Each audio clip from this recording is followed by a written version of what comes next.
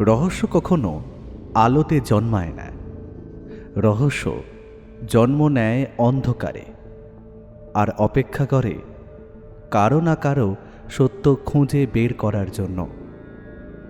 অন্ধকারে ঢাকা শহর, নীরব সাক্ষী দেয়াল, আর এমন কিছু প্রশ্ন যার উত্তর খুঁজে বের করে আনতে পারে একজনই, সত্যান্বেষী ব্যোমকেশ বক্সী।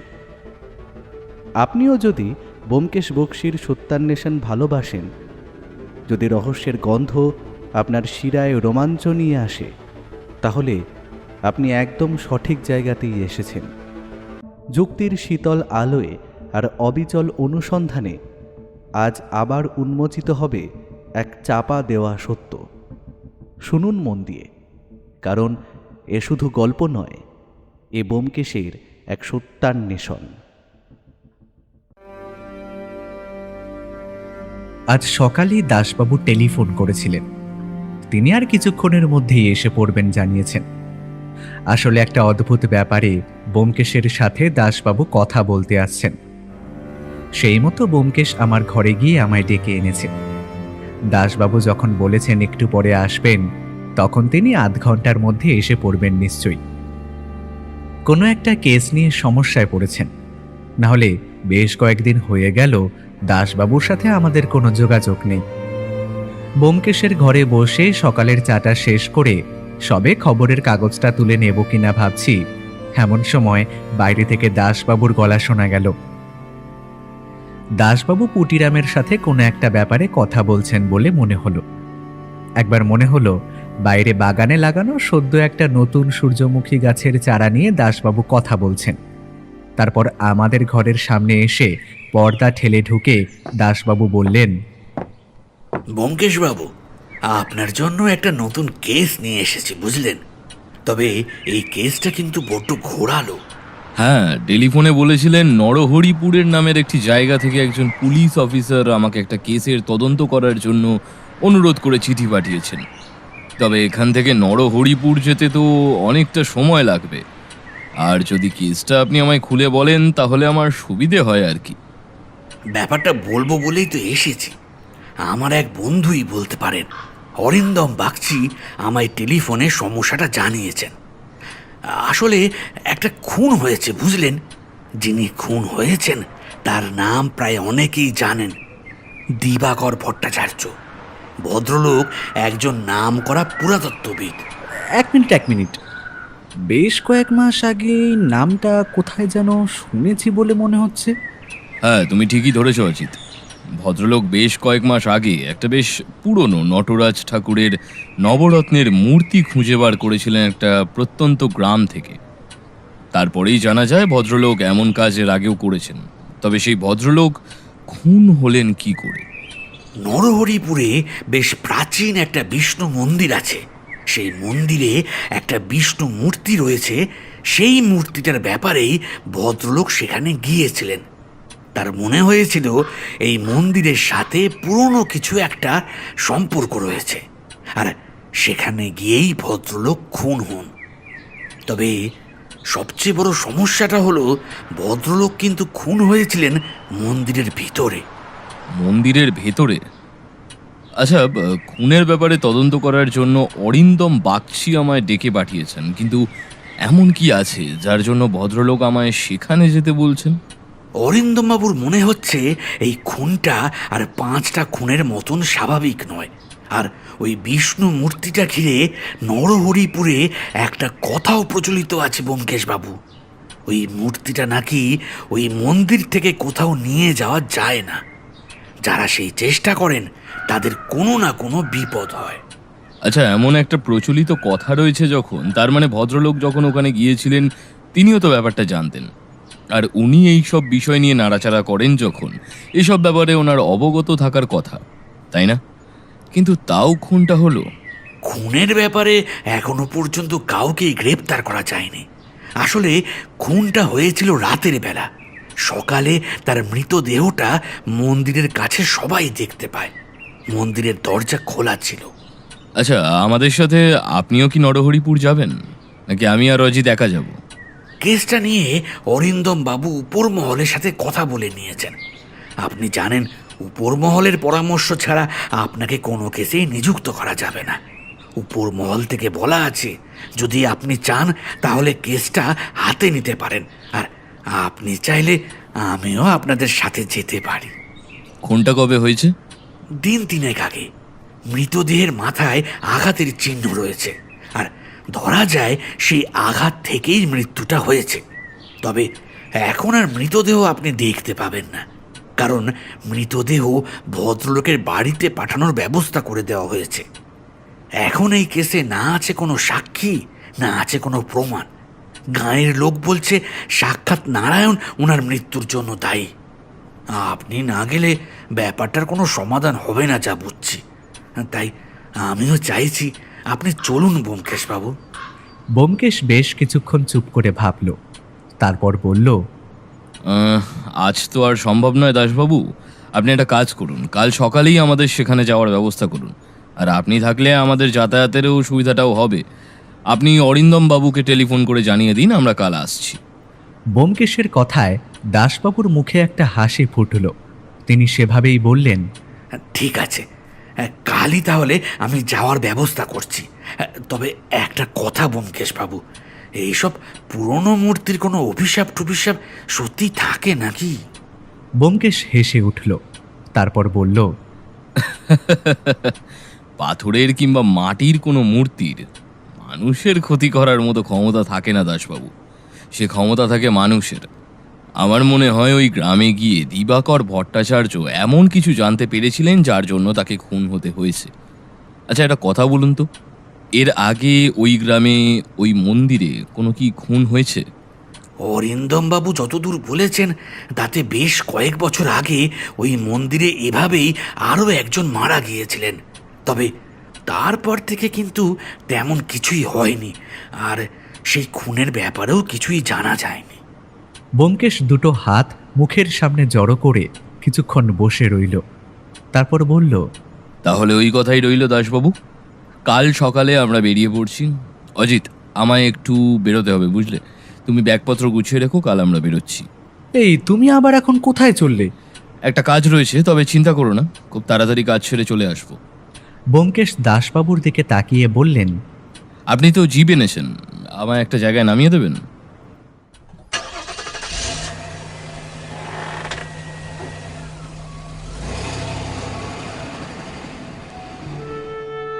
ব্যোমকেশ দাসবাবুর সাথে বেরিয়ে যেতে আমি আমার ঘরে চলে এলাম। কাল বেরিয়ে পড়তে হবে, তাই ব্যাগপত্র গুছিয়ে রাখা দরকার। তাছাড়া আগের কেসের ব্যাপারটা বেশ শেষের দিকে লেখা চলছে, সেটা শেষ করে রেখে তবেই বেরোবো। তাহলে বেরোনোর আগে সেটা পাবলিশার্সের কাছে পৌঁছে দিয়ে যাওয়া যাবে। এমন ভেবে নিয়ে আমি নিজের কাজ করতে লাগলাম। আর ব্যোমকেশ যদিও বলল নিজের কাজ করতে, তবে সেটি কি কারণ বা কাজে বেরিয়েছে তা আমি বুঝতে না পারলেও একটা ধারণা করতে পারলাম।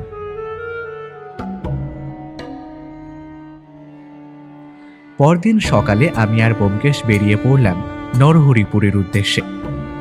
দাসবাবু আগেই টেলিফোনে অরিন্দম বাবুকে সমস্ত কিছু জানিয়ে রেখেছিলেন। কথা ছিল স্টেশনে আমাদের নেওয়ার জন্য একজন পুলিশ কনস্টেবল আসবে। তবে যে কোনো কারণেই হোক দাসবাবু আমাদের সাথে যেতে পারলেন না। পুলিশের অনেক কাজ, তাই শহর ছেড়ে এই মুহূর্তে তার বেরিয়ে পড়া সম্ভব হলো না। কিন্তু তিনি আমাদের স্টেশন পর্যন্ত ছাড়তে এলেন। যাওয়ার সময় বারবার বলে দিলেন, ব্যোমকেশবাবু, অরিন্দম বাবুকে কিন্তু আমি অনেক বড় মুখ করে আপনার কথা বলেছি, ব্যাপারটা একটু দেখবেন। ব্যোমকেশ একটু হেসে মাথা নাড়িয়ে জানালো, আমার দ্বারা যতটা সম্ভব হবে আমি নিশ্চয়ই করবো দাসবাবু।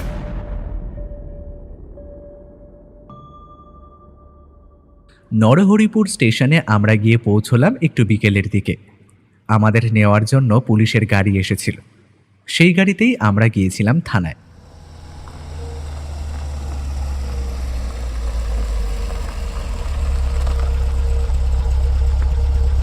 আমাদের জিপ থানার কম্পাউন্ডে ঢুকতেই ভেতর থেকে এক ভদ্রলোক সামনে এগিয়ে এলেন। তাকে দেখে অনুমান করতে পারলাম ইনি অরিন্দম বাগচি। আমাদেরকে দেখেই চিনে ফেললেন। বললেন, ব্যোমকেশবাবু আসুন, আপনি যে আমার কথায় এত দূর ছুটে আসবেন, এটা আমার সৌভাগ্য। আমাদের দেশের একজন নামকরা পুরাতত্ত্ববিদ এখানে এসে অদ্ভুতভাবে মারা গেছেন। তার ব্যাপারটা দেখা আমার একটা কর্তব্য, অরিন্দমবাবু। তবে আপনি যে ভরসা করে আমায় ডেকে পাঠিয়েছেন, এটাই আমার কাছে অনেক বড় ব্যাপার। এখন গোটা ব্যাপারটা নিয়ে আমি যদি একটু কিছু করতে পারি, তাহলে তো আমারই ভালো লাগবে। দেখুন ব্যোমকেশবাবু, আপনাদের থাকার ব্যবস্থা গ্রামের ভেতরে এক জায়গায় করা হয়েছে। আমার মনে হলো গ্রামের ভেতরে থাকলে আপনার কাজ করতে সুবিধা হবে। আমিও সেটাই চাইছিলাম। গ্রামের ভেতর থেকে কেসটা নিয়ে ঘাঁটতে আমার সুবিধাই হবে। তবে আমাদের থাকার জায়গাতে এখন পাঠিয়ে দিলেই ভালো হয়। তার আগে আপনার সাথে কয়েকটা ব্যাপার নিয়েও কথা বলা প্রয়োজন আমার। আমরা থানার ভেতরে গিয়ে বসতেই আমাদের জন্য চা এলো। চা খেতে খেতে ব্যোমকেশ বলল, আচ্ছা, মৃতদেহটা প্রথম কে দেখেছিল? মন্দিরে একজন রয়েছে। মন্দিরটা বেশ পুরনো হলেও প্রতিদিন একবার করে মন্দিরে পুজো হয়, আর সকালের দিকটাতেই হয়। সেই সময় মন্দিরের পুরোহিত মন্দিরের কাছে গিয়ে লাশটা দেখতে পায়, তারপর পুলিশে খবর দেওয়া হয়। মন্দিরটা গ্রামের বাইরের দিকে কিংবা মন্দিরের কাছাকাছি তেমন কোনো ঘরবাড়ি নেই, এমন কিছু কি? আসলে পুরোহিত সকালে গিয়ে মৃতদেহটা দেখেছে, অথচ গ্রামের অন্য কেউ তার আগে দেখেনি। এমনটা কেন হলো? মন্দিরটা গ্রামের একদম শেষের দিকে। সেদিকটা লোকের যাওয়া তেমন একটা হয় না, মানে প্রয়োজনও পড়ে না। এই পুরোহিত পুজো দিতে যাওয়ার সময় এটা দেখে এবং তাতে আরও দেরি হয় পুজো দিতে। ভদ্রলোক এখানে এসে কোথায় উঠেছিলেন? মানে রাতে থাকার জন্য তিনি কোথাও ছিলেন, তা একবার আমার দেখা প্রয়োজন। গ্রামের একটা বাড়িতে উঠেছিল, আপনার থাকার জন্য যেখানে ব্যবস্থা করা হয়েছে তার কাছাকাছি। আচ্ছা, পুলিশ কাউকে সন্দেহ করছে? আমরা এখনো ব্যাপারটা বুঝে উঠতে পারিনি। তবে মন্দিরের মূর্তিটা নিয়ে ভদ্রলোকের বেশ কৌতূহল ছিল, আর মনে হচ্ছে কেউ হয়তো চায়নি মূর্তিটা নিয়ে ভদ্রলোকে এত কৌতূহল দেখান, তার জন্যই হয়তো এটা হয়েছে। আমরা বসে কথা বলছি, এমন সময় আর এক ভদ্রলোক থানার ভেতরে এসে ঢুকলেন। তাকে দেখে অরিন্দমবাবু উঠে দাঁড়িয়ে বললেন, আরে দীপঙ্কর বাবু যে, আসুন আসুন। পরিচয় করিয়ে দিই, দীপঙ্কর বাবু। ইনি হলেন এই গ্রামের একমাত্র মাথা বলতে পারেন, আর ইনি হলেন ব্যোমকেশ বক্সী। ওই যে দিবাকর বাবুর খুনের কেসটা নিয়ে উনি দেখবেন। হ্যাঁ, সেই ভালো অরিন্দম বাবু। আমাদের গ্রামে এমন একজন গুণী ভদ্রলোক এলেন, অথচ তার এভাবে মৃত্যু হলো, সে ব্যাপারটা একটু দেখা দরকার। কারাই বা এমন করলো বলুন তো? আমি এই ফাঁকে ভদ্রলোকের একটু বিবরণ দিয়ে রাখি। ভদ্রলোকের পরনে ধুতি পাঞ্জাবি, মাথার চুল বেশ লম্বা, মুখের রং ফর্সা, চেহারায় একটা আভিজাত্য রয়েছে। ব্যোমকেশ এই কথায় রায়বাবুর দিকে তাকিয়ে বলল, সে তো অবশ্যই। তবে আপনি যখন এই গ্রামের একজন গুণী মানুষ, তাহলে ব্যাপারটা নিয়ে আপনিও ভেবেছেন হয়তো। আপনার কিছু মনে হয়নি? দেখুন, গ্রামের লোকজন তো সব কিছু বোঝে না। মন্দিরে ওই ভদ্রলোকের যাওয়া আসার ব্যাপারটা গ্রামের লোকজন ভালো চোখে দেখেনি একদম। আর ওই মন্দিরের পাণ্ডা, মানে মন্দিরটা যারা তৈরি করেছিল তাদের বংশধর, সে ওই মন্দিরে ভদ্রলোকের যাওয়ার ব্যাপারটা ভালোভাবে নিত না। এমনকি সে একবার বারণ করেছিল। তবে খুনটাকে করলো সেটা আমি বুঝতে পারছি না ব্যোমকেশবাবু। আচ্ছা, মন্দিরের যে পাণ্ডা আছে, ওই ভদ্রলোকের নাম কি? এই ভদ্রলোকের নাম নরহরি সামন্ত, আর শোনা যায় তার পূর্বপুরুষরা এই মন্দির তৈরি করেছিলেন। এমনকি বিষ্ণু মূর্তিটা ওরাই তৈরি করেছিলেন।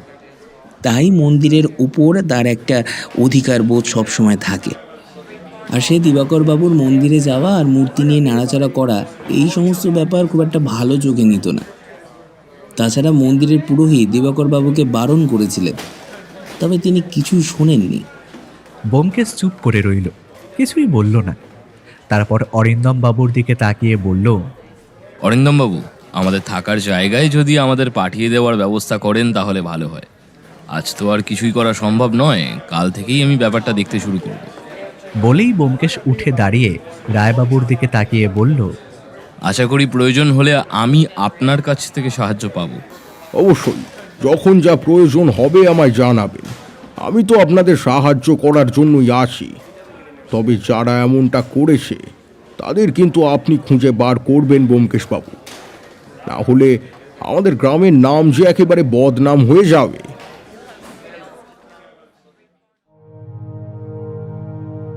ব্যোমকেশ মাথা নাড়িয়ে বেরিয়ে আসতে পুলিশের জিপটা আমাদের গ্রামের ভেতর দিকে নিয়ে চলল, যেখানে আমাদের থাকার ব্যবস্থা করা হয়েছে। গ্রামের ঘরগুলো যেমন হয় তেমনই একটা মাটির ঘর, আর তার ওপরে টিনের ছাউনি, এমন একটা ঘর আমাদের জন্য ব্যবস্থা করা হয়েছে। তবে ঘরের ভেতরটা বেশ সুন্দর করে গোছানো, দেখলে বোঝা যায় আমাদের জন্যই এটা করা হয়েছে। ঘরে ঢুকে ব্যাগপত্র রেখে বিছানার উপর বসে ব্যোমকেশ বলল, কিছু বুঝতে পারছো যে দিবাকর বাবুর ওপরে গ্রামের যে কয়েকজন মানুষ সন্তুষ্ট ছিলেন না, সেটা কিন্তু এর মধ্যে বোঝা যাচ্ছে। আর এদের মধ্যেই কেউ একজন বোধহয় কাণ্ডটা ঘটিয়েছে। তুমি কি নরহরি বাবুর কথা বলছো? হলে হতেও পারে। তাদের মন্দিরে তাদের বিষ্ণু মূর্তি নিয়ে ভদ্রলোক কাজ করছিলেন, সেটা তার পছন্দ হয়নি হয়তো। তিনি বারণ করেছেন বারবার, বাবু শোনেননি, আর তাই। তাহলে তো সন্দেহের মধ্যে ওই মন্দিরের পুরোহিত পড়ছে। ব্যোমকেশ, তিনিও তো দিবাকর বাবুর মন্দিরে যাওয়াটা পছন্দ করতেন না। এছাড়া অন্য কেউও করতে পারে, সবার কথা তো এখনো আমরা জানতে পারিনি। তবে আমার কেন জানি না মনে হচ্ছে ব্যাপারটা খুব একটা সহজ হবে না। আমার ষষ্ঠ ইন্দ্রিয় আমায় কখনো মিথ্যে কথা বলে না, যে তুমি তো ভালো করেই জানো। তাহলে তদন্তটা কোথা থেকে শুরু করবে বলে ভাবছো? আজ আর কিছুই নয়, কাল সকালে প্রথমে মন্দিরটা দেখব, তারপর নরহরি বাবুর সাথে দেখা করব। এর মধ্যে চেষ্টা করতে হবে গ্রামে আর কে কে দিবাকর বাবুর ওপর অসন্তুষ্ট ছিলেন তাদের খুঁজে বার করা। তাহলে একটা সন্দেহের তালিকা করা যাবে। তারপর খুনের ব্যাপারটা একটু ঘেঁটে দেখতে হবে। বাকি কেসটা যেদিকে মোড় নেবে সেদিকেই যাব। আমরা নিজেদের মধ্যে কথা বলছি, বন্ধ দরজার ওপর একসময় টোকা পড়ল। ব্যোমকেশ সাথে সাথে বলল, কে? বাইরে থেকে একটা গলার স্বর ভেসে এলো। আজ্ঞা, আমি গণেশ। বড়বাবু আমাকে আপনাদের দেখাশোনা করতে বলেছে। আপনাদের এখন কিছু লাগবে নাকি সেটাই দেখতে এলাম। ব্যোমকেশ এগিয়ে গিয়ে দরজা খুলে দিতে ঘরের ভেতর ঢুকে এলো একজন গ্রাম্য লোক। তার কাঁধের উপর একটা গামছা, খালি গা, কোমরে মালকোচামার একটা ধুতি।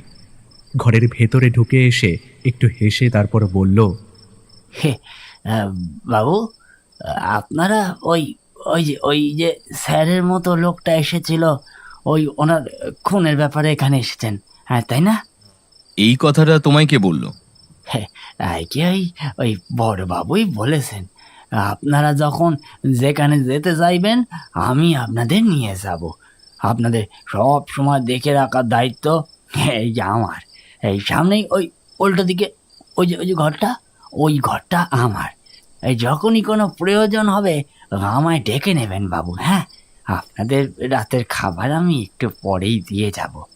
তা রাতের বেলা বাড়ির বাইরে না বেরোলেই ভালো হয় বাবু। গ্রামের দিক তো বুঝতেই পারছেন, কখন যে কি হয়ে যায়। আর তার উপর ওই এমন একটা ব্যাপার ঘটে গেল। ওটা তোমায় ভাবতে হবে না, তবে তোমায় একটা কাজ করতে হবে। ওই সাহেব ভদ্রলোক যার কথা তুমি বলছো, সে যে বাড়িতে ছিল সেই বাড়িটা তুমি চেনো? হ্যাঁ বাবু, আমি চিনি। আপনারা ওখানে যাবেন তো? আমি নিয়ে যাব আপনাদের কাল সকালে। তবে রাতের বেলা কিন্তু না যাওয়াটাই ভালো বাবু। কেন বলো তো?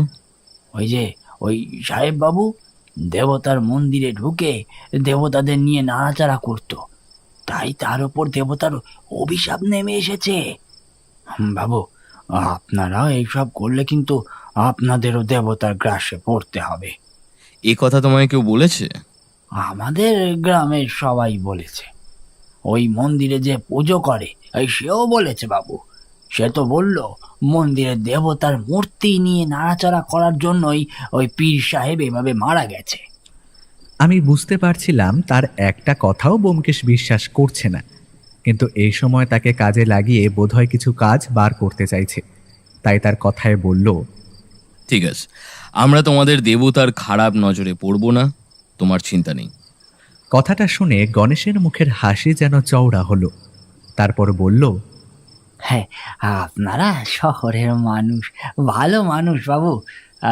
বাবু, তাই আপনাদের বারণ করলাম আমি। তো এখন আমি চলি বাবু। হ্যাঁ, আপনাদের রাতের খাবারের আবার ব্যবস্থা করতে হবে। আর চললাম বাবু। গণেশ বেরিয়ে যেতেই ব্যোমকেশ দরজা বন্ধ করে আবার বিছানার উপর এসে বসল।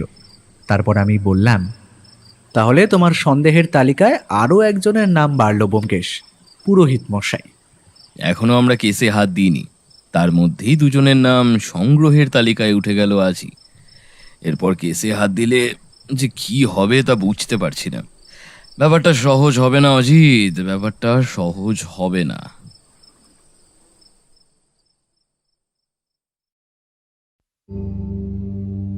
সেই রাতটা কোনোভাবে কেটে গেল।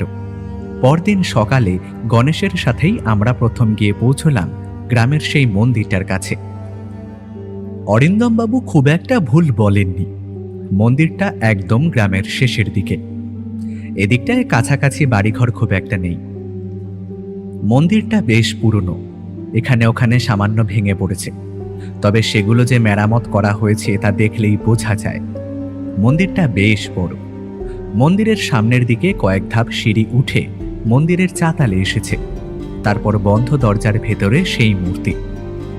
আমরা যখন মন্দিরের বাইরে এসে দাঁড়িয়েছি তখন মন্দিরের ভেতর থেকে ঘণ্টার শব্দ শোনা যেতে লাগলো। শুনেই বোঝা যায় মন্দিরের ভেতর পুজো চলছে। তবে দরজাটা বন্ধ করে গণেশ বলল, আইকে ওই পুরোহিত মশাই পুজো করছে। বাবু একটু অপেক্ষা করুন, ওই পুজো শেষ হলেই আপনাদের তার সাথে কথা বলিয়ে দেব, আর আপনাদের ওই বিষ্ণু মূর্তিও দেখাবো আমি। আমরা মন্দিরের বাইরে অপেক্ষা করতে লাগলাম।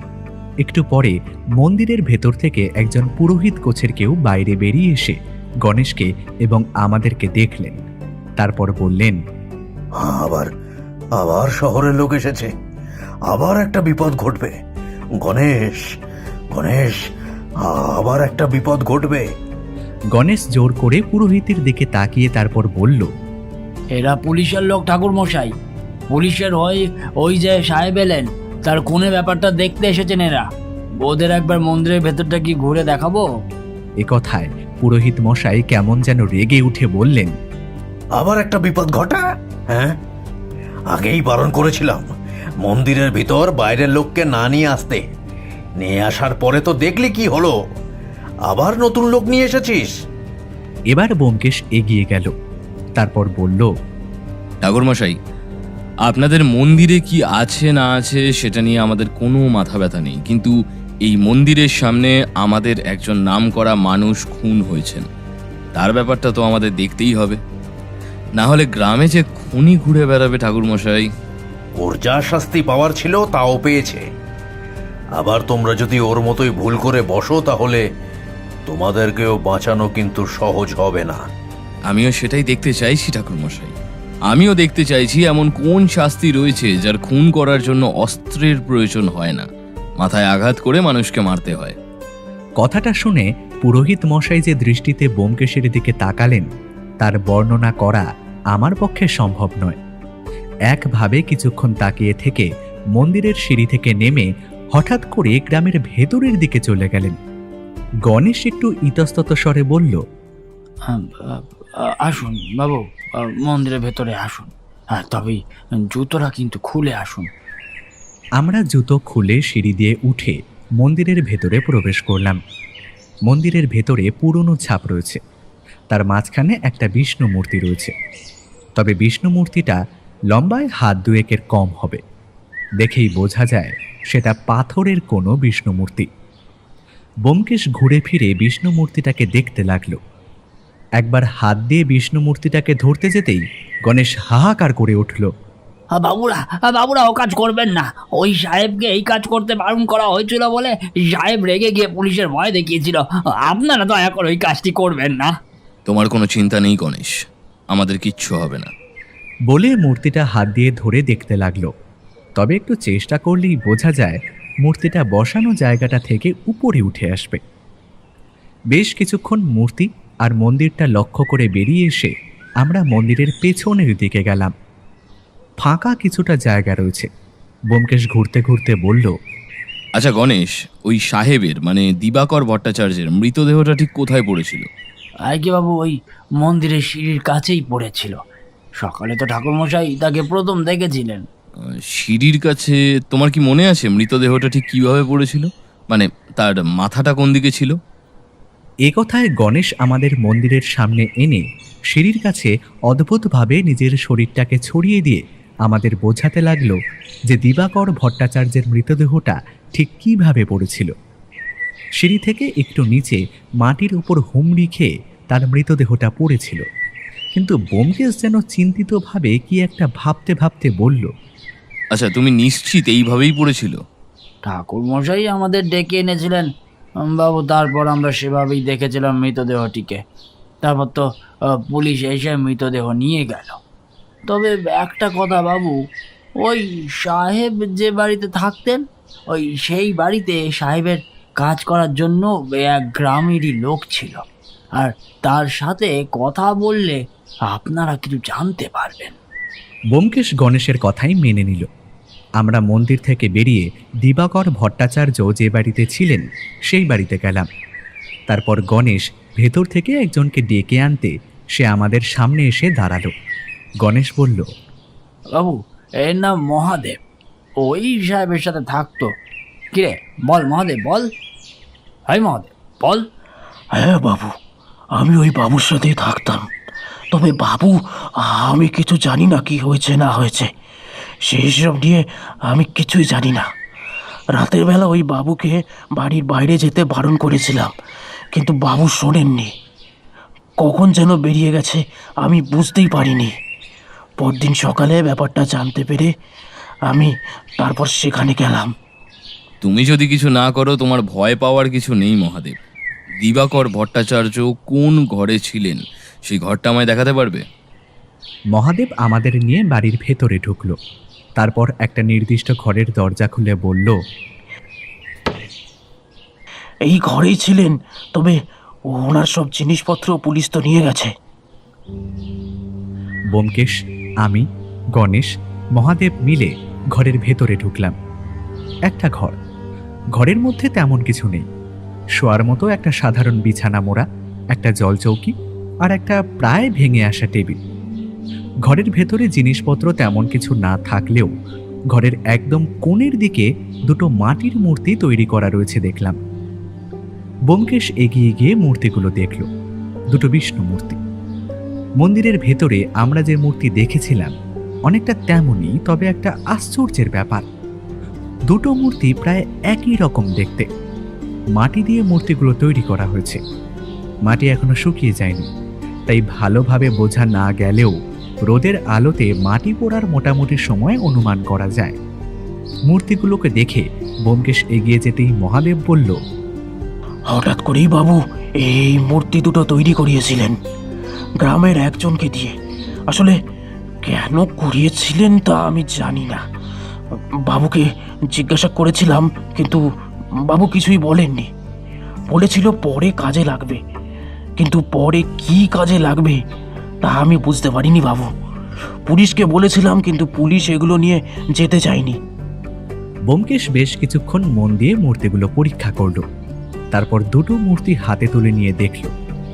আবার মূর্তিগুলো নামিয়ে রেখে ঘরের বাইরে বেরিয়ে এসে মহাদেবকে বলল, মহাদেব, যেদিন ওই ভদ্রলোক খুন হন তার আগে কিংবা সেদিন তার মধ্যে অন্য রকম কিছু লক্ষ্য করেছিলে?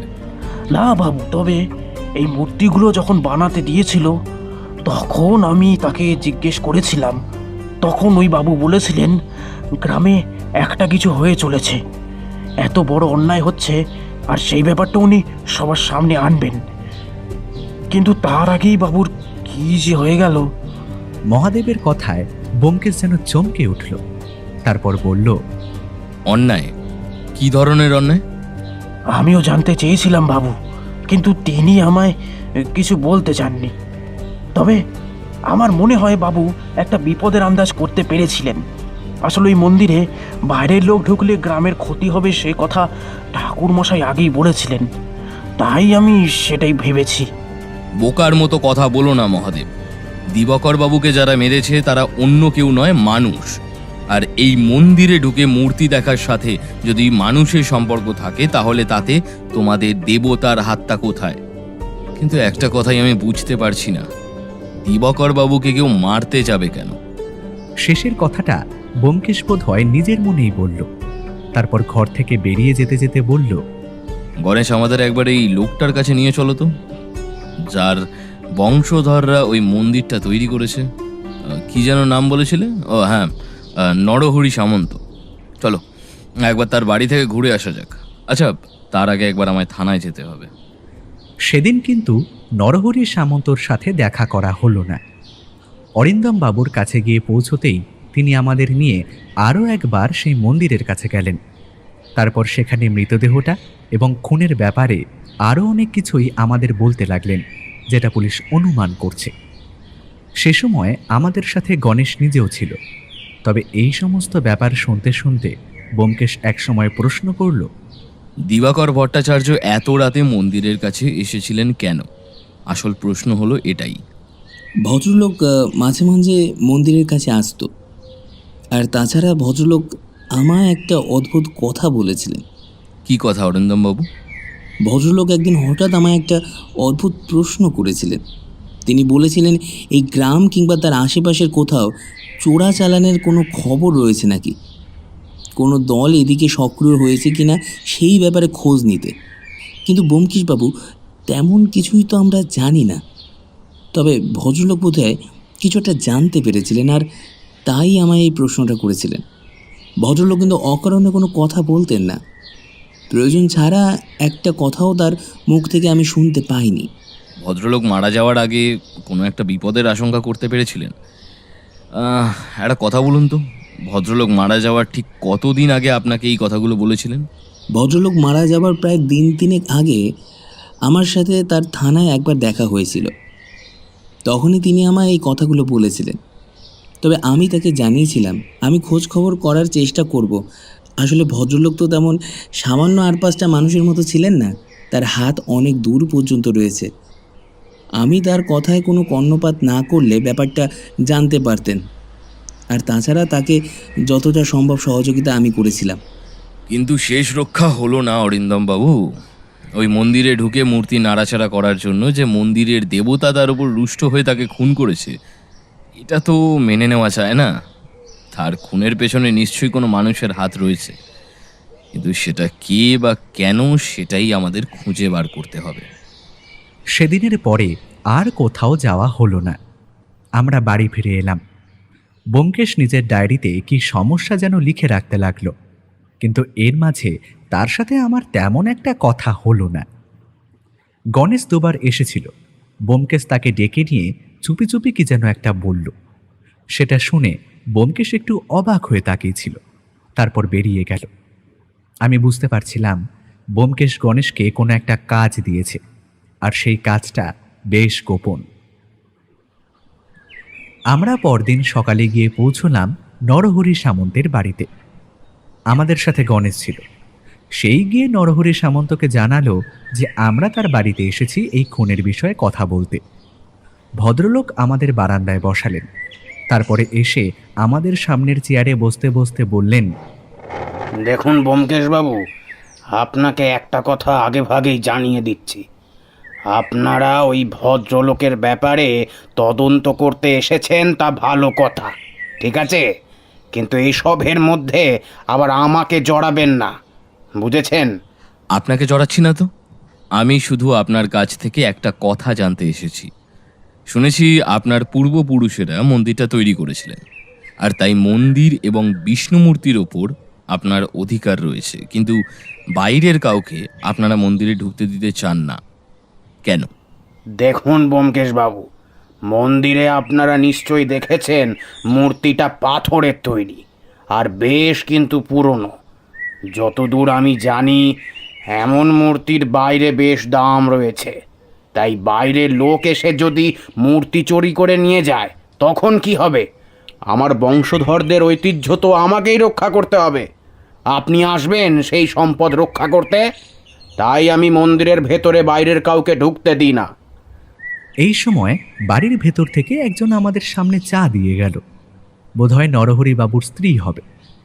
এরপর নরহরি বাবু খানিকক্ষণ চুপ করে থাকলেন।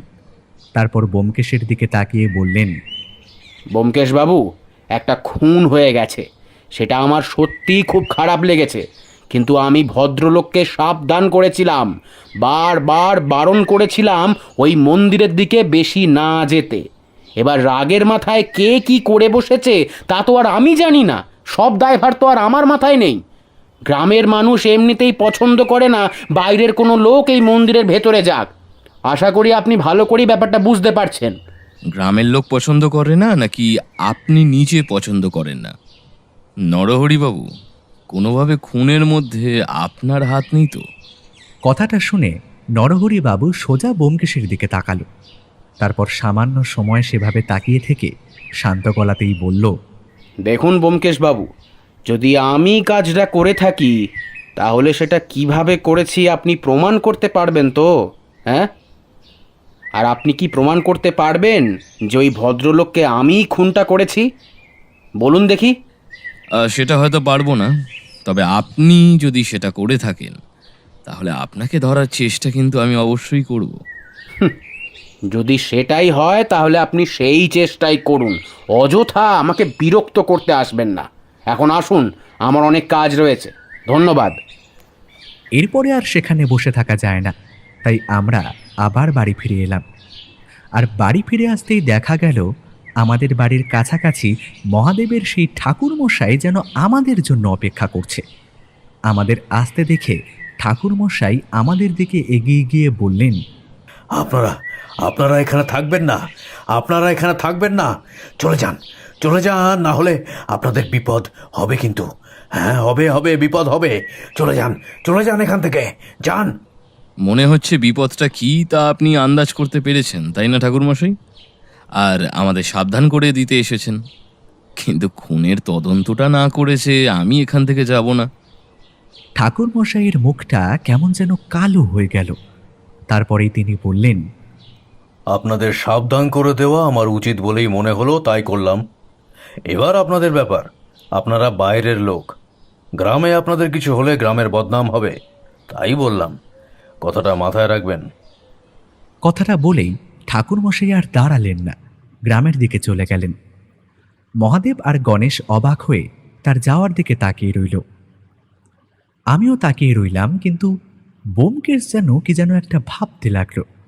আমি বুঝতে পারছিলাম সে কিছু একটা বুঝতে পেরেছে, এমন কিছু একটা বুঝতে পেরেছে যেটা দিয়ে এই কেসটা সমাধান করার প্রথম ধাপটা শুরু হয়ে গেছে।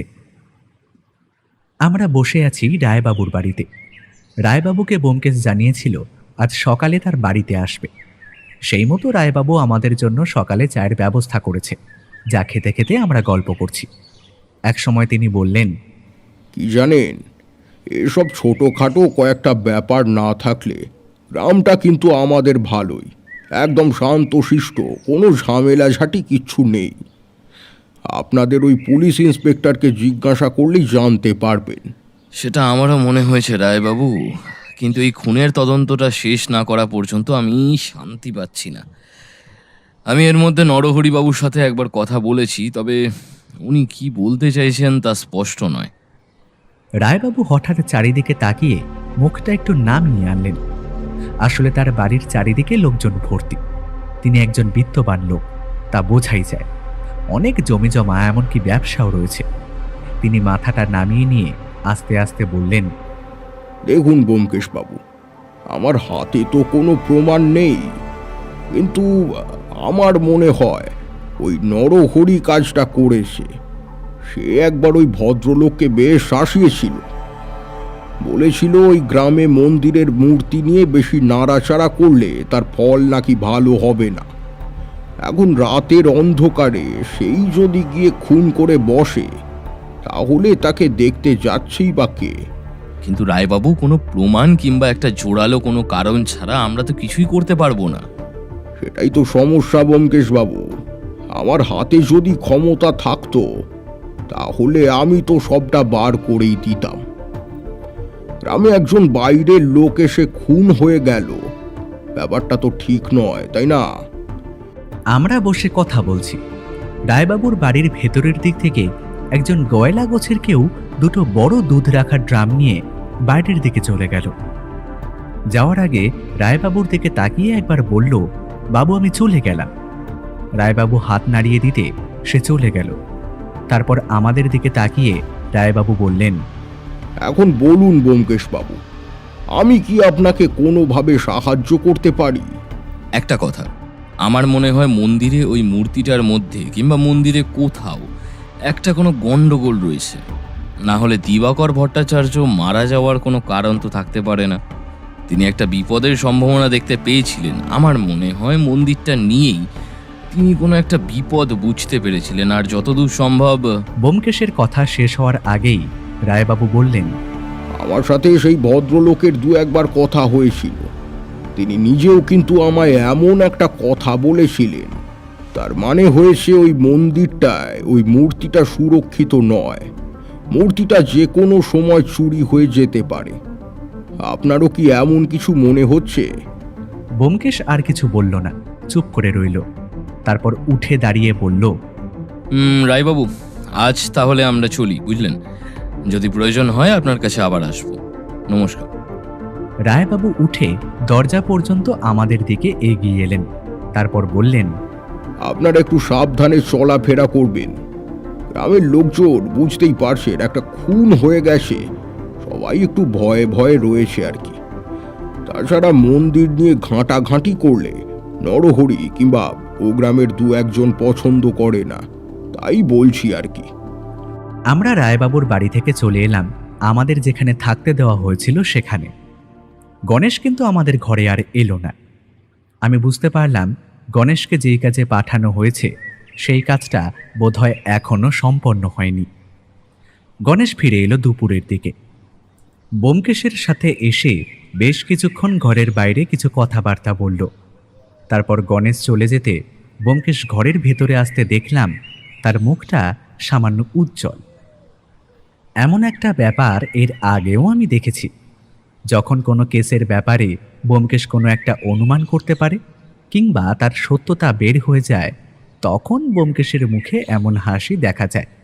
তাই আমি বললাম, কি হয়েছে ব্যোমকেশ, কিছু জানতে পারলে? কয়েকটা ব্যাপার জানতে পেরেছি, তবে একটা কথা এখনো বুঝতে পারছি না। দিবাকর ভট্টাচার্য হঠাৎ করে দুটো মাটির মূর্তি বানাতে গেলেন কেন? বোধহয় তিনি মূর্তিগুলো এখান থেকে নিয়ে যেতে চেয়েছিলেন, তাই ওগুলো বানাতে দিয়েছিলেন। তাতে এত অবাক হওয়ার কিছু নেই তো। বোধহয় কিছু নেই, কিন্তু ওই ভদ্রলোক কিছু বোধহয় বুঝতে পেরেছিলেন, আর যার জন্য তাকে খুন হতে হয়েছে। সেটা কি, সেটাই আমি বুঝতে পারছি না। মন্দিরের ভেতরে আরও একবার যাওয়া দরকার অজিত। মন্দিরটা ভালো করে দেখা দরকার।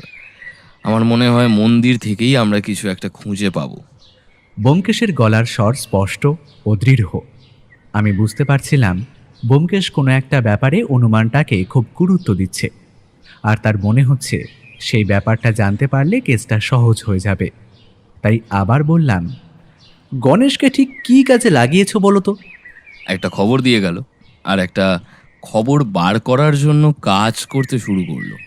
দেখো অজিত, এখানে গ্রামের লোকেদের সাহায্য ছাড়া আমরা কিছুই করতে পারবো না। আর গণেশকে ভরসা করা যায়, কারণ সে আমাদের দেখাশোনার দায়িত্ব নিয়েছে। আর তাছাড়া তাকে অরিন্দমবাবু বিশ্বাস করেছেন। যদি এই কাজ ভালোভাবে করতে পারে তাহলে একটা সম্ভাবনা থেকে যাচ্ছে কেসটা সমাধান করার। কিন্তু তার আগে মন্দিরে একবার যেতে হবে। তাহলে আর দেরি করে লাভ কি? এখনই চলো। দুপুরের দিকে সেখানে কেউ থাকবে বলে তো আমার মনে হয় না। চলো তাহলে এখনই যাওয়া যাক। আমরা আবার মন্দিরে গিয়ে পৌঁছলাম। আজ আমাদের সাথে আর কেউ ছিল না। আমি আর ব্যোমকেশ মন্দিরের ভেতরে ঢুকে মন্দিরের ভেতরটা ভালো করে খুঁজতে লাগলাম, কিন্তু মন্দিরে তেমন কিছুই পাওয়া গেল না। হঠাৎ মন্দিরের পেছনের দিকে খুঁজতে খুঁজতে মন্দিরের পেছনের দেওয়ালে লাল রঙের টুকরো দিয়ে আঁকা ছবি দেখা গেল।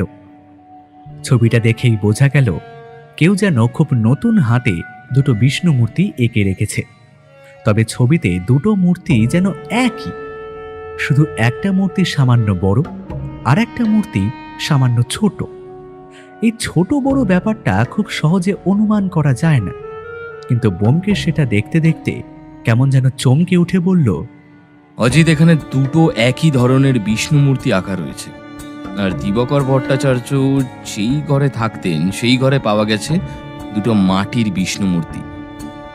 ব্যাপারটা কাকতালীয় নয় অজিত, ব্যাপারটা কাকতালীয় নয়। কিন্তু এর মধ্যে তুমি কি খুঁজে পাচ্ছ ব্যোমকেশ? হ্যাঁ, তোমায় তাহলে ব্যাপারটা খুলেই বলি।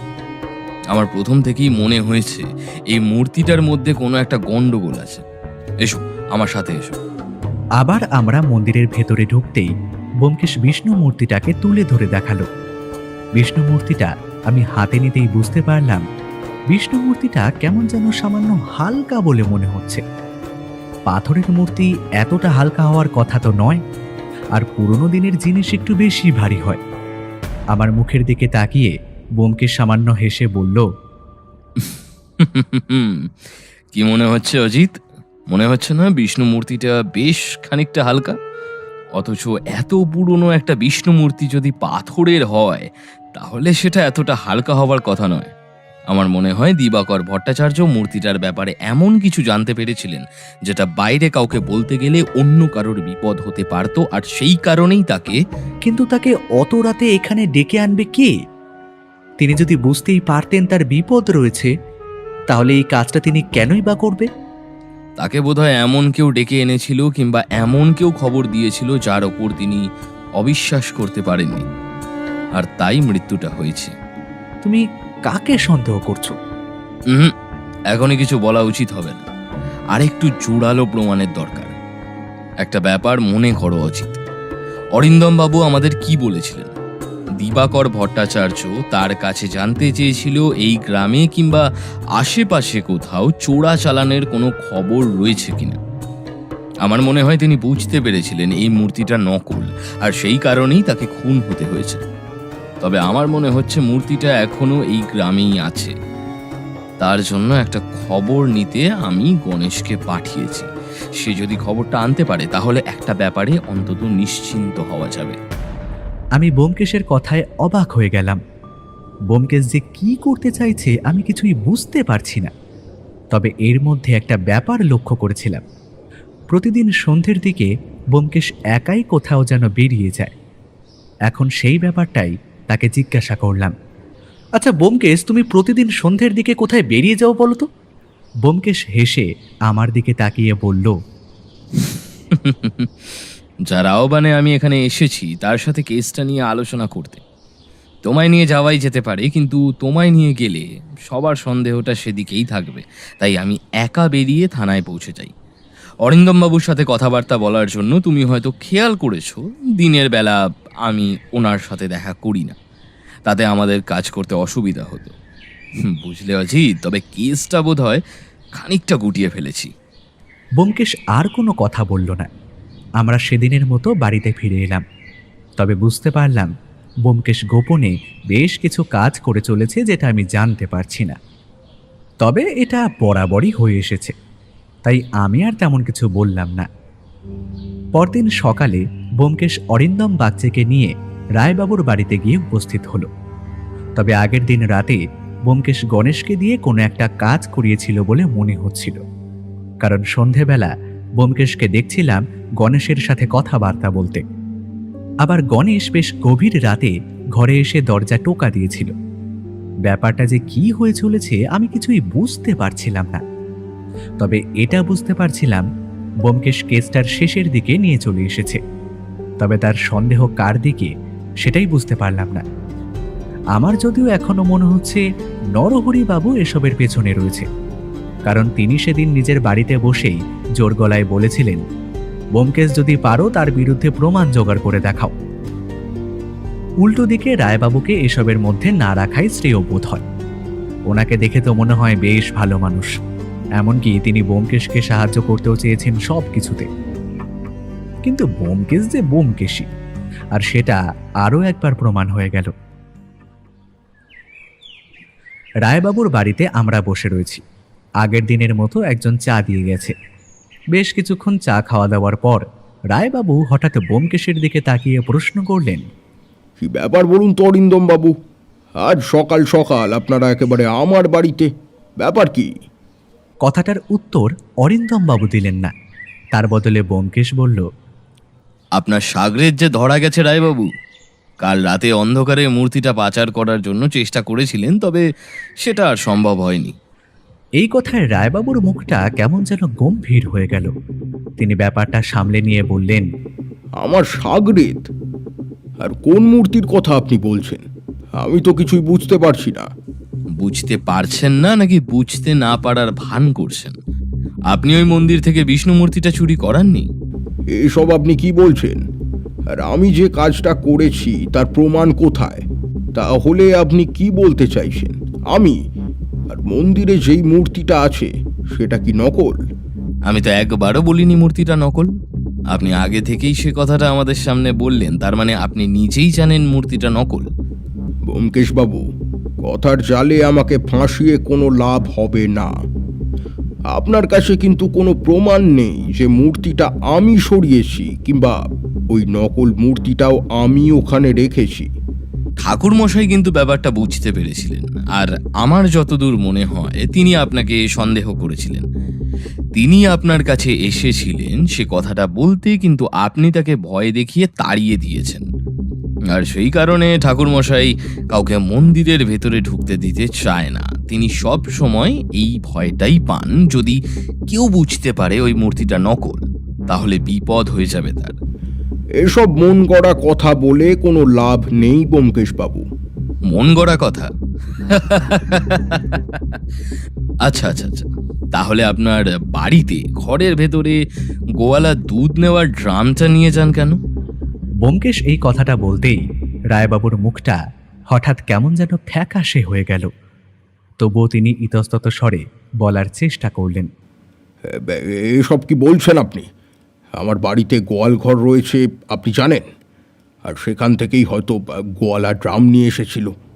না রায়বাবু, আমি যেদিন আপনার বাড়িতে প্রথম এসেছিলাম সেদিনই দেখেছিলাম গোয়ালা আপনার ঘরের ভেতর থেকে, ভেতর বাড়ি থেকে বেরিয়ে আসছে। সেক্ষেত্রে কিন্তু গোয়াল ঘরটা আপনার বাড়ির পেছনের দিকে, ঘরের ভেতরের দিকে নয়। আর সে যখন ট্রামটা নিয়ে ফিরে যাচ্ছে তখন আপনার সাথে তার একটু কথাবার্তা হয়, অথচ আপনার বাড়ির অন্য লোকেদের সাথে কিংবা আপনার এখানে বসে থাকার সময় যে কজন গোয়ালা পেছনের দিক থেকে এসেছে তাদের সাথে কিন্তু আপনার কোনো কথা হয়নি। সেই ব্যাপারটাই আমার সামান্য খটকা লেগেছিল, তাই গ্রামেরই একজনকে দিয়েই আমি লোকটার উপরে নজর রাখতে বলেছিলাম। সে জানিয়েছিল লোকটা গ্রামের কেউ নয়, পাশের গ্রামের। আর এর মধ্যে অরিন্দমবাবু খোঁজ খবর নিয়ে জানতে পেরেছে আশেপাশের কয়েকটা গ্রাম থেকে কিছু পুরনো মূর্তি এবং কয়েকটা চুরির খবর রয়েছে। আমার মনে হয় সমস্ত কিছুর জন্য দায়ী আপনি। আপনি এই কাজটা ঠান্ডা মাথায় পরিকল্পিতভাবেই করাচ্ছেন, আর সেই কারণেই কাল আমি একটা কাজ করেছিলাম। কাল আমি আপনার কয়েকজন লোকেদের মধ্যে এই কথাটা ছড়িয়ে দিয়েছিলাম যে আমরা আজ আপনার বাড়িতে সার্চ করতে আসব। আর তখনই আপনি মূর্তিটাকে রাতের অন্ধকারে সেই গোয়ালাকে দিয়ে সরিয়ে দিয়েছিলেন। মানে যে আপনার হয়ে কাজ করে, গোয়ালা সেজে ড্রামে করে মূর্তি নিয়ে চলে যায়, অথচ সবাই ভাবে সে দুধ নিয়ে যাচ্ছে। তাকে দিয়ে রাতের অন্ধকারে পাচার করানোর যে চেষ্টা করেছিলেন, কিন্তু দুর্ভাগ্যবশত সে আমাদের কাছে ধরা পড়ে গেছে। এবার সে সমস্তটাই স্বীকার করেছে। আপনি যদি নিজেও স্বীকার করে নেন তাহলে কাজটা কিন্তু ঠিক হলো না ব্যোমকেশ বাবু। আপনি আপনি অকারণে আমায় ফাঁসিয়ে দিতে চাইছেন। আমি জানি আপনার অনেক টাকার জোর রয়েছে, আপনার অনেক লোকজন রয়েছে, কিন্তু আপনার বিরুদ্ধে যে প্রমাণ রয়ে গেছে, আপনার কাজ করা দুজন আমাদের কাছে ধরা পড়েছে। এমনকি আশা করছি 2-1 দিনের মধ্যে আপনার এই চোরা চালানের দলটাকেও আমরা ধরতে পারবো। তেমন কিছু খবর আমাদের কাছে চলেও এসেছে। এছাড়া ঠাকুর মশাই এমনকি গ্রামের 2-1 জন যারা মূর্তিটার ব্যাপারে আপনাকে সন্দেহ করে তাদের জবানবন্দিও কিন্তু আমাদের কাজে লাগবে। এখন আপনাকে শুধু ব্যাপারটা জানাতে এলাম। আপনাকে গ্রেফতার করার জন্য ওয়ারেন্ট বার করতে হবে, কারণ এমনি এমনি আপনাকে গ্রেফতার করলে খুব সহজেই আপনি বেরিয়ে আসবেন। তবে আশা করছি আজকের মধ্যেই কাজটা হয়ে যাবে। এখন তাহলে চলি রায়বাবু, বাকি কাজটা অরিন্দমবাবু নিজেই করে নেবেন। চলুন অরিন্দমবাবু। আমরা সেখান থেকে বেরিয়ে এলাম। রায়বাবু নিজের উঠোনের উপরে চেয়ারে বসে এক দৃষ্টিতে ব্যোমকেশের দিকেই তাকিয়ে রইলেন। পথে আসতে আসতে অরিন্দম বাগচি ব্যোমকেশকে প্রশ্ন করলেন, আচ্ছা ব্যোমকেশবাবু, আপনি যে কিভাবে সন্দেহ করলেন বলুন তো যে রায়বাবুই কাজটা করেছিলেন? আর এই মূর্তিটা যে নকল সেটাই আপনি বুঝলেন কি করে? আমার সন্দেহ শুধু রায়বাবু নয়, বেশ কয়েকজনের ওপরেই ছিল, কিন্তু বাকিদের শক্ত কোনো মোটিভ ছিল না। নরহরিবাবু তার বংশের সম্পত্তি আগানোর জন্য মন্দির নিয়ে একটু বেশি ভাবেন, তাতে আলাদা করে সন্দেহ করার মতো কিছু নেই। প্রথমে সন্দেহ হয়েছিল, তবে তিনি যখন নিজেই আমায় বললেন যে তার বিরুদ্ধে প্রমাণ জোগাড় করতে, তখন বুঝলাম লোকটা এর সাথে জড়িত নয়। তিনি শুধু নিজেদের সম্পত্তি বাঁচাতে চাইছেন। এরপরে যদি ঠাকুরমশাইয়ের কথা বলি, তিনি একজন পুরোহিত, তার কাজ পুজো করা। তিনি কোনো কারণে যে মন্দিরটাকে আর মূর্তিটাকে আড়াল করতে চাইছেন তা বুঝতে পেরেছিলাম, কিন্তু সেটা যে কোন কারণেই হতে পারে তার পক্ষে একজনকে খুন করা সম্ভব হবে বলে আমার মনে হয়নি। এরপরে আমি নতুন কারোর কথা ভেবেছিলাম, কারণ প্রথমে রায়বাবুর ওপর আমার সন্দেহ হয়নি, কিন্তু খুনের ব্যাপারটা নিয়ে দেখতে গিয়েই মনে হলো যতদূর সম্ভব দিবাকর ভট্টাচার্যকে কেউ অনুসরণ করছিল। কারণ মন্দিরের সিঁড়ির বাইরের দিকে তার মৃতদেহটা যেভাবে পড়েছিল, তাতে মনে হয়েছে তিনি মন্দির থেকে বেরোবার সময় কেউ তার ওপর আক্রমণ করে। আর তার মতন একটা বাইরের লোককে আক্রমণ করার একটাই কারণ হতে পারে, বোধহয় তিনি কিছু জানতে পেরেছিলেন। তিনি যে একটা বিপদের আশঙ্কা করেছেন সেটাও আমি জানতে পেরেছিলাম। আর তার ঘরে দুটো মাটির বিষ্ণু মূর্তি, এমনকি ঠিক তেমনই বিষ্ণু মূর্তি মন্দিরের পিছনের দেওয়ালে আঁকা, তবে একটা ছোট একটা বড়। এগুলোর মধ্যে দিয়ে তিনি কিছু একটা বোঝাতে চাইছিলেন, আমি বুঝতে পারছিলাম, কিন্তু সেটা ঠিক কি তা আমি বুঝতে পারিনি। তবে মাটির মূর্তি দুটো হাতে তুলে নিতেই ব্যাপারটা পরিষ্কার হয়ে গেছিল। একটা মূর্তি ভারী আর একটা মূর্তি হালকা, অর্থাৎ তিনি কোনোভাবে ওই বিষ্ণু মূর্তিটার সাথে আরেকটা বিষ্ণু মূর্তির কথা বলতে চাইছেন, তবে ব্যাপারটা সোজাসুজি বলতে পারছেন না, কিংবা তিনি পুলিশকেও জানাতে পারেননি। তার পেছনে কি কারণ থাকতে পারে? কি কারণ ছিল ব্যোমকেশ? কারণ একটাই ছিল, তিনি যখন এখানে এসেছিলেন তখন কিন্তু মূর্তিটা আসল ছিল। তিনি এখানে দিন 15 ছিলেন, তারপরে হঠাৎ করে মূর্তিটা তার মনে হয়েছে বদলে গিয়ে কেউ নকল মূর্তি রেখে দিয়েছে। এই ব্যাপারটা যদি তিনি পুলিশকে জানান, তাহলে পুলিশ প্রথমে তাকেই সন্দেহ করবে, তাই তিনি পুলিশকে জানাতে পারেননি। তাহলে কি ওই মূর্তিটার ব্যাপারে জেনে ফেলার জন্যই তার মৃত্যু হয়েছিল? আর এত রাতে তিনি ওখানে গিয়েছিলেন কি করতে? আমার যতদূর মনে হয় রায়বাবুর কোনো লোক তাকে ওখানে কোনো এক ছুতোয় ডেকে নিয়ে গিয়েছিল, বোধহয় মূর্তির ব্যাপারে কিছু বলতে চেয়েছিল, আর তিনি ব্যাপারটা বুঝতে না পেরে সেখানে গিয়ে পৌঁছয়, তারপরে এই ব্যাপারটা ঘটে যায়।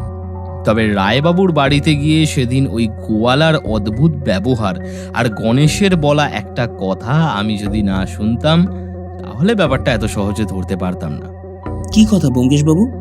গণেশ আমায় বলেছিল বেশ কিছুদিন ধরে তার মনে হচ্ছে গ্রামে বাইরের কোনো লোক ঢুকছে, তবে তারা যে ঠিক কোথা থেকে আসছে বা কে বা কেন আসছে তার কিছুই সে বুঝতে পারছে না।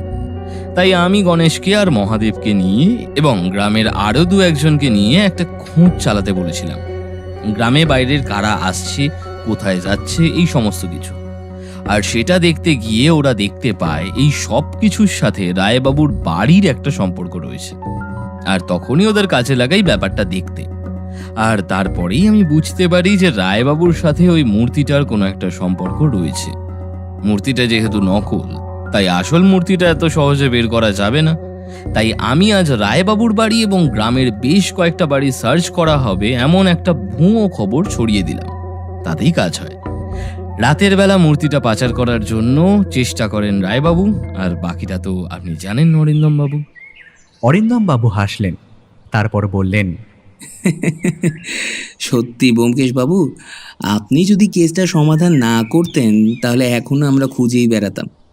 আমার তো মনে হচ্ছিল নরহরি বাবুই কিছু একটা করেছেন, তাকে জেরা করার কথা ভাবছিলামও, কিন্তু কোনো শক্ত প্রমাণ ছাড়া কোনো কিছু করা যায় না বলে চুপ করে থাকতে হয়েছিল। অরিন্দম বাবু, তাহলে আমার কাজ শেষ, এবার আমায় যেতে হবে। আজকের দিনের জন্য স্টেশন পর্যন্ত আমাদের যাওয়ার ব্যবস্থাটা একটু করে দিলেই হবে। আমরা ব্যাগপত্র গুছিয়ে রেখেছি, আপনাদের আর বেশি কষ্ট দেব না। কি যে বলেন ব্যোমকেশ বাবু, তবে এই রায়বাবুকে গ্রেফতার করে তাকে শাস্তি দেওয়ার ব্যাপারটায় আপনার যদি সাহায্য লাগে তাহলে আমাকে একটু দেখবেন। বুঝতেই পারছেন লোকটা নেহাত সাধারণ কেউ নয়। সাক্ষীদের একটু সাবধানে রাখবেন। আর পারলে গোটা ব্যাপারটা গ্রামের মানুষদের মধ্যে ছড়িয়ে দেওয়ার চেষ্টা করবেন। তারা যখন একবার জানতে পারবে যে রায়বাবু তাদের গ্রামের মূর্তি সরিয়ে ফেলেছেন, তখন তারা নিজেরাই আপনাকে সাহায্য করবে। অরিন্দমবাবু, নরহরি বাবুর কাছ থেকেও সাহায্য পাবেন আশা করি, ঠিক আছে? অরিন্দমবাবু হাসলেন, আর কিছু বললেন না। জিপে উঠে আমরা স্টেশনের দিকে রওনা হয়ে গেলাম। জিপে বসে থাকতে থাকতে ব্যোমকেশকে একটাই প্রশ্ন করলাম আমি। আচ্ছা ব্যোমকেশ, প্রথম দিন যখন তুমি মন্দিরে ঢুকেছিলে তখন তোমার কি মনে হয়েছিল মূর্তিটা আসল নাকি নকল? প্রথম দিন ঢুকে মূর্তিটা আসল বলেই মনে হয় স্বাভাবিকভাবেই অজিত, কারণ আসল মূর্তিটা আমরা দেখিনি। আমরা প্রথম যেটা দেখেছি সেটা হলো নকল মূর্তি। গ্রামের মানুষ ওই মন্দিরে ঢুকে মূর্তি দেখার সাহসটা পায়নি কখনো। তারা দূর থেকে মূর্তি দেখতো, সামনে গিয়ে কখনো ছুঁতোও না। একমাত্র ঠাকুর মশাই সেটা করতেন বলেই তিনি ব্যাপারটা ধরতে পেরেছিলেন। তবে প্রাণের মায়া যে বড় মায়া অজিত, তিনি আমাদেরও সাবধান করতে চেয়েছিলেন যাতে আমাদের কোনো বিপদ না ঘটে। তবে যা হওয়ার তা তো হলোই। এখন এইসব বাদ দাও, চলো। দাসবাবু একটা সমস্যা নিয়ে বেশ ফেঁসে রয়েছেন, বাড়ি ফিরে সেটাই হাত দিতে হবে। আমি আর কিছু বললাম না, জিপে হেলান দিয়ে বাইরের দিকে তাকালাম। মনে মনে একবার হেসে উঠলাম। বুঝতে পারলাম এই জন্যেই বোধহয় ব্যোমকেশ বক্সী আর আমার বুদ্ধি খানিকটা আলাদাই, কারণ অন্যরা যেটা দেখতে পায় না সেটা ব্যোমকেশ বক্সী দেখতে পায়।